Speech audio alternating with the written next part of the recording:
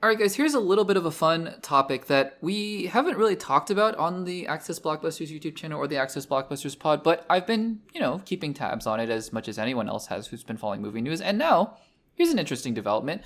You guys know about Coyote versus Acme? So this movie, right, this is based on the Looney Tunes cartoon Wile E. Coyote, being Coyote, and Acme, I think, being the fictional corporation that makes all the products that continually just blow up in his face, I think.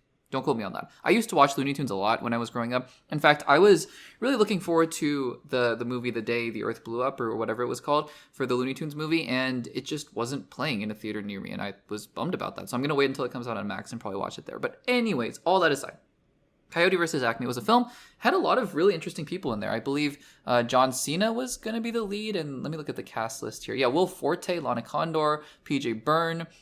So yeah, a lot of interesting people in the movie, and apparently people who saw it said it was really good, right? So exciting. And I, as somebody who loves Looney Tunes, as someone who grew up on Tom and Jerry, which I did watch that Tom and Jerry movie, and it was not great when that came out a few years ago. Anyways, I was looking forward to this. I thought it was going to be a really exciting thing, but then, for reasons that we can go into another time because it's a little complicated, but David Zaslav, the CEO of Warner Brothers, said, nope, we're not making this movie. Or rather, the movie was done, or at least pretty much done, and it was canceled.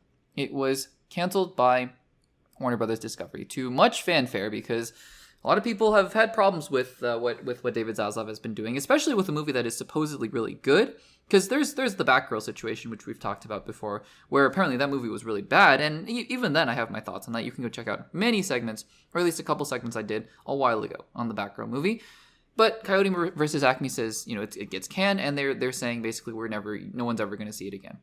Well, fast forward to today, or when you're listening to the podcast, and Coyote vs. Acme is going to see the light of day, because Ketchup Entertainment, which I've never heard of this studio before, but Ketchup Entertainment has bought the rights to Coyote vs. Acme from Warner Brothers, who was not going to sell it to anybody at first.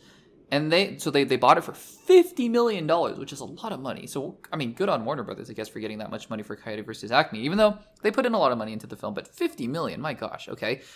And, quote, Coyote vs. Acme is, quote, expected to get a theatrical release in 2026.